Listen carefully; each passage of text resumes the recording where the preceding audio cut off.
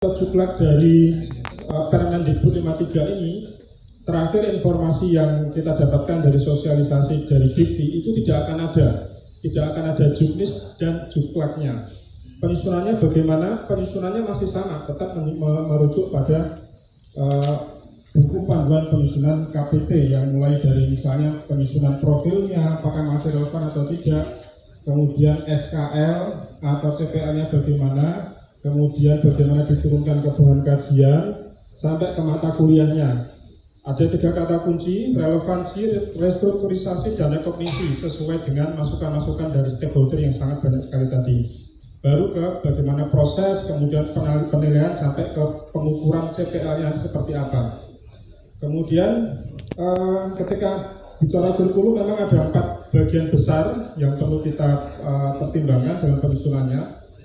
Termasuk ini yang tertuang dalam Permen 53 ya, tahun 2023. Yang pertama tentang standar kompetensi lulusan atau CPL. CPL ada di pasal 6 sampai 9 dan sekarang ada penyederhanaan SKL. Tidak seperti dulu yang harus rinci kompetensi umum apa, kemudian khusus apa, kemudian sikap seperti apa, tidak. Jadi nanti di RPS yang sekarang jadi RPP itu nanti cuma ada CPL 1, CPL 2 dan seterusnya. Jadi ada penyederhanaan. Itu dituang dalam pasal 6 sampai pasal 9. Kemudian yang kedua di standar proses.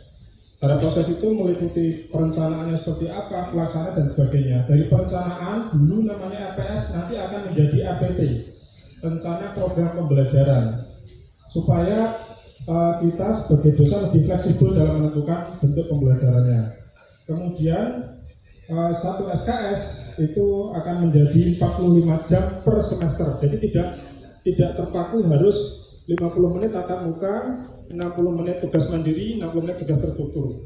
Itu di Permen yang 53. Kemudian di penilaiannya nanti ada kuantitatif dan kualitatif yang lebih rinci nanti ada di pasal 6 sampai 9. Nah, masa studi sekarang jadi masa pokok kurikulum, di mana untuk S1 itu minimal 144 dan S2 nanti menjadi 54 minimal, 54 sampai 72 SKS, beda dengan yang